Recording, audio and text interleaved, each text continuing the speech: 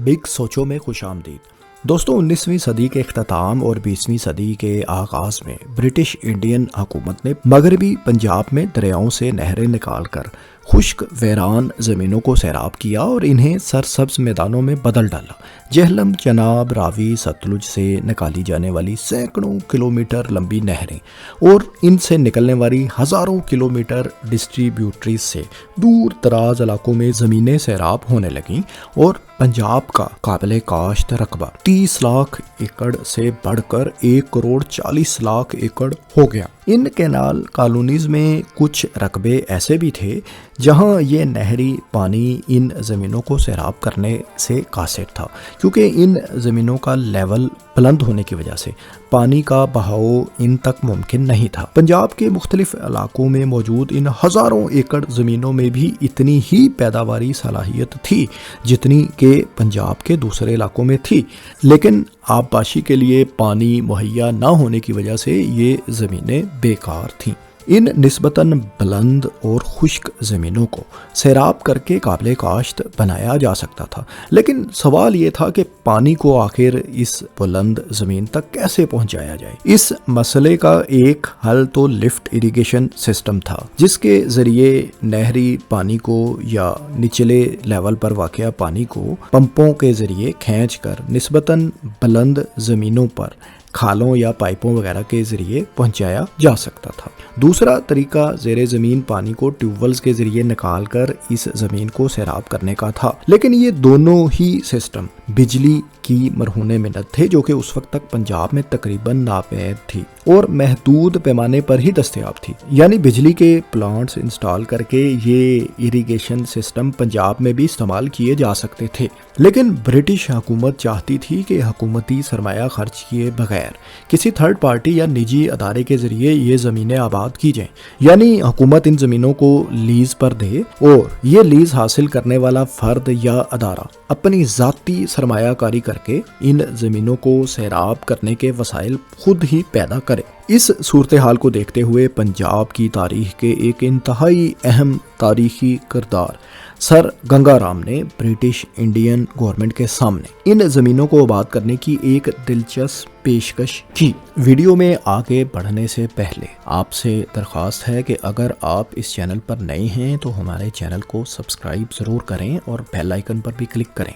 हमारे चैनल के एनालिटिक्स से पता चलता है कि तकरीबन 2/3 लोग ऐसे हैं जो हमारी वीडियोस देखते तो हैं लेकिन सब्सक्राइब नहीं करते। चैनल को सब्सक्राइब कर हमारे हौसले बढ़ाने में मदद करें, शुक्रिया। चलें अब वीडियो की तरफ वापस चलते हैं। 1919 में सर गंगाराम ने ब्रिटिश हुकूमत के साथ लोअर बारी दोआब कॉलोनी में वाक़े 70,000 एकड़ ज़मीन पर लेने के लिए बातचीत शुरू की। सर गंगाराम ने हुकूमत से इंतहाई रायती कीमत पर ज़मीन लीज पर लेने के बदले मौजूदा वक्त के ज़िला उकाड़ा के इलाके रेनाला खुर्द में लोअर बारी दोआब कैनाल पर पंजाब की तारीख के पहले full scale hydro electric power station तमीर करने की पेशकश की। इतनी बड़ी लीज हासिल करने के लिए नेगोशिएशन का अमल काफ़ी पेचीदा रहा और इसके मुतअद्दिद अदवार चले। रियासती सरमाए को स्टेक पर लगाए बगैर ब्रिटिश हुकूमत को ये मुआहिदा अपने फ़ायदे में महसूस हुआ, क्योंकि ना तो उनका सरमाया लग रहा था और एक निजी फर्द अपने ज़ाती सरमाए से इतनी बड़ी ज़मीन को सैराब करने जा रहा था जो लीज़ के इख्तिताम पर ब्रिटिश हुकूमत को मिल भी जाना थी।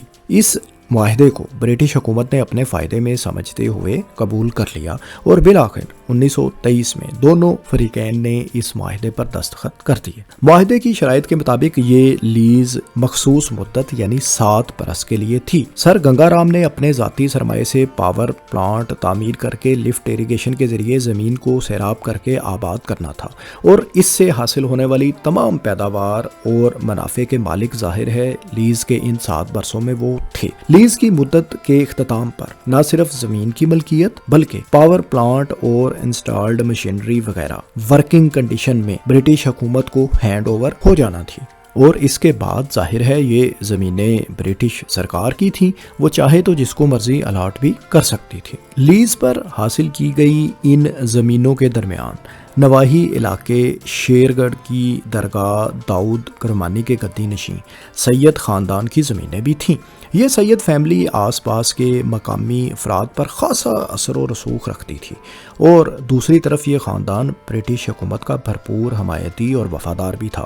لہٰذا سید فیملی نے حکومت سے اصرار کیا کہ ان کی زمینوں کو بھی گنگا رام کا لفٹ اریگیشن کے سسٹم سے پانی مہیا کیا جائے۔ سر گنگا رام کا موقف یہ تھا کہ یہ منصوبہ ان کے اور برٹش حکومت کے درمیان ہے، جبکہ سید خاندان کی زمینیں ان کی ذاتی زمینیں ہیں، اس کا اس معاہدے سے تعلق نہیں بنتا۔ لیکن برٹش حکومت نے گنگا رام کو یہ مطالبہ ماننے پر قائل کر ہی لیا۔ 1930 میں اس لیز کا معاہدہ کامیابی سے پورا ہو گیا تو گنگا رام کے بیٹوں نے یہ زمینیں چھوڑ دیں اور برٹش حکومت کو یہ زمینیں واپس مل گئیں۔ واضح رہے کہ سر گنگا رام کا انتقال 1927 میں ہو گیا تھا، لیکن سید فیملی کی زمینوں کو اس نظام سے پانی اس کے بعد والے عرصے میں بھی ظاہر ہے ملتا رہا۔ دوستو، شاید آپ کے ذہن میں یہ سوال آ رہا ہوگا کہ ایک فل سکیل پاور پلانٹ کے قیام کے بدلے اتنی بڑی زمین لیز پر لے کر آباد کرنے کا اعتماد سر گنگا رام کے پاس آخر آیا کہاں سے؟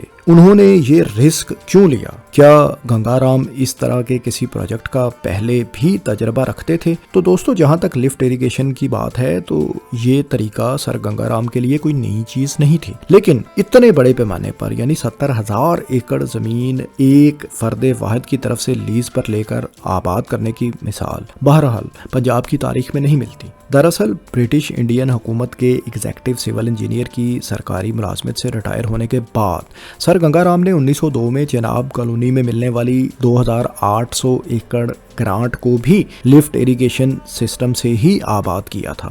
یہ تمام رقبہ نہری آبپاشی سے بلند لیول پر واقع تھا، جہاں فلو اریگیشن یعنی نہری پانی سے آبپاشی ممکن نہیں تھی۔ اسے گنگا پور اسٹیٹ کے نام سے جانا جاتا تھا۔ سر گنگا رام نے نہری پانی کے بہاؤ پر چھوٹا ہائیڈرو الیکٹرک پاور اسٹیشن قائم کر کے اور اس سے بجلی پیدا کر کے نہ صرف اپنی زمین پر آبپاشی کو ممکن بنایا، بلکہ پنجاب میں نجی سطح پر جدید آبپاشی کی ٹیکنالوجی بھی سب سے پہلے انہوں نے ہی متعارف کروائی۔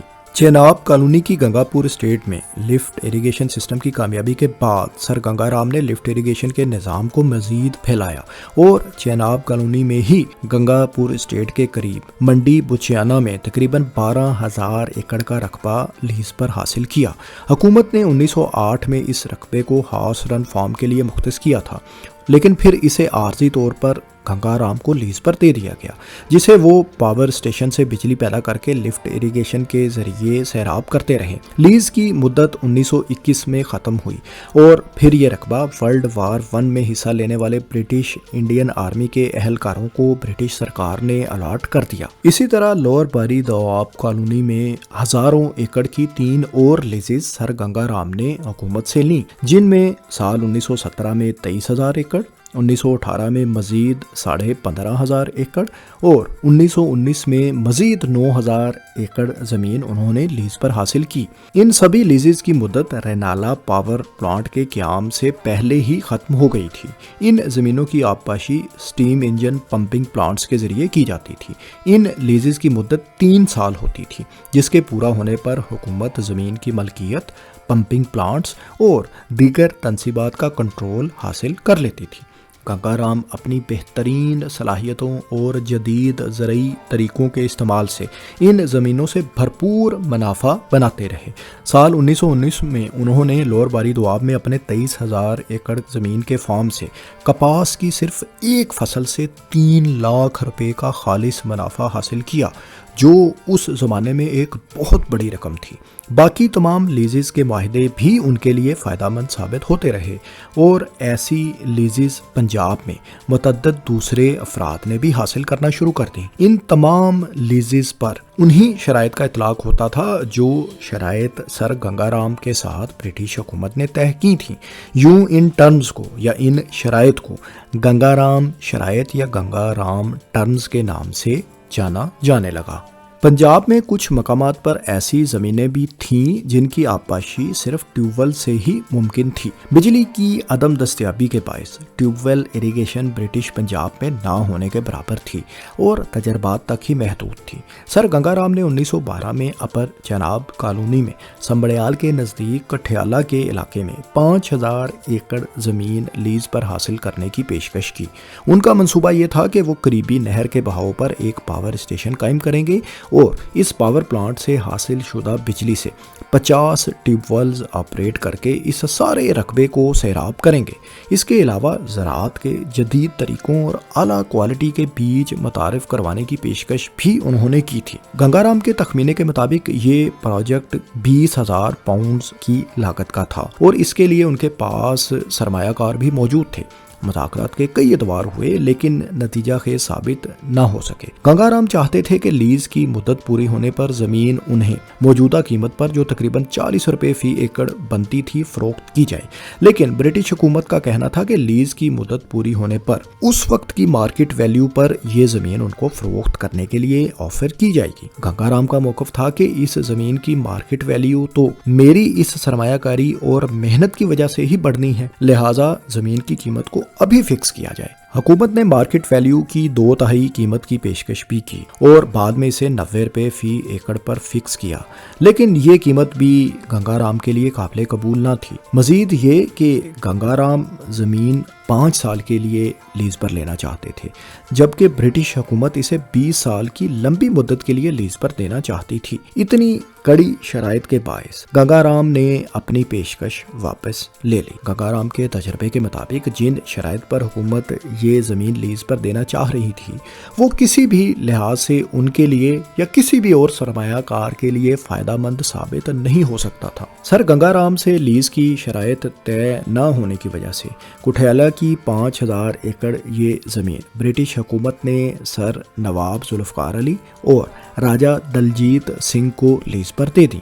नवाब जुल्फ़िकार अली ख़ान मालीर कोटला और राजा दलजीत सिंह कपूरथला की शाही रियासतों के हुक्मरान ख़ानदानों से ताल्लुक़ रखते थे और इनके ब्रिटिश हुकूमत से इंतहाई अच्छे ताल्लुकात थे।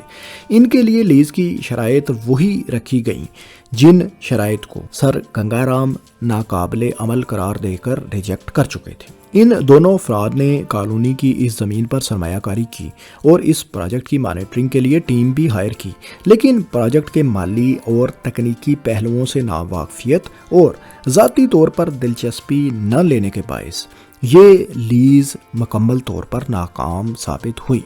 कुठियाला की इस 5000 एकड़ ज़मीन जिसको 50 ट्यूबवेल्स लगाकर सैराब करने का प्रोग्राम था, ये दोनों अफराद इस पर महज 4 ट्यूबवेल्स ही लगा पाए। इन ज़मीनों को लिफ्ट इरिगेशन की पाबंदी के बायस नहरी पानी या दरियाई पानी से सैराब करना भी मुमकिन नहीं था और सिर्फ ट्यूबवेल्स की तनसीब ही इन ज़मीनों को सैराब करने का वाहिद हल था वाहिदे की शराइत के मुताबिक। नतीजा ये निकला कि महदूद ज़मीनों को सैराब करने और महदूद ज़रूरी पैदावार मिलने पर इन अफराद को भारी नुकसान हुआ। 1925 में लीज़ की मुद्दत ख़त्म होने पर 750 एकड़ ज़मीन इन अफराद को मालकाना हकूक़ के साथ दे दी गई। बकिया 4250 एकड़ ज़मीन ब्रिटिश सरकार के पास वापस चली गई। कुठियाला की इस ज़मीन के अलावा और बहुत सी ज़मीनें भी ट्यूबवेल के ज़रिए आबाद करने की शराइत पर ब्रिटिश हुकूमत ने लीज़ पर दी थी।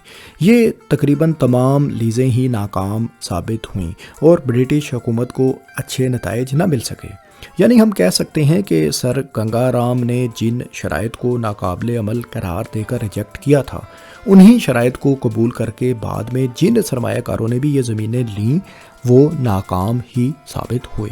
यानी ब्रिटिश इंडियन हुकूमत ने सर गंगाराम जैसे इंतहाई तजर्बाकार जीनियस शख्स से फ़ायदा नहीं उठाया और वो भी वो शख्स जो अपनी सलाहियतें कई बार ब्रिटिश हुकूमत पर साबित कर चुके थे।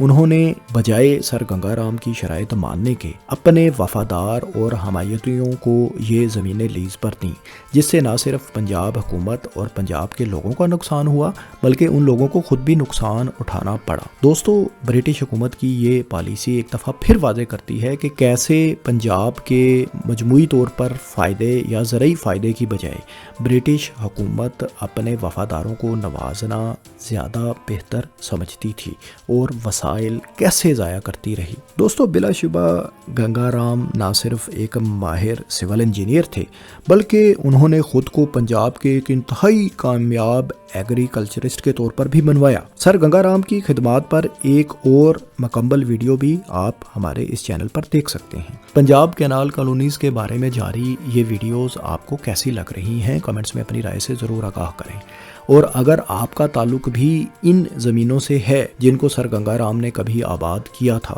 تو کمنٹس میں اپنے علاقے کا نام اور اس سے جڑی تفصیلات ہم سے ضرور شیئر کریں، اور اس طرح کی دلچسپ معلوماتی تحقیقاتی تاریخی ویڈیوز آئندہ بھی دیکھنے کے لیے ہمیں سبسکرائب کر لیں اور اس ویڈیو کو دوسروں کے ساتھ ضرور شیئر کریں۔ شکریہ۔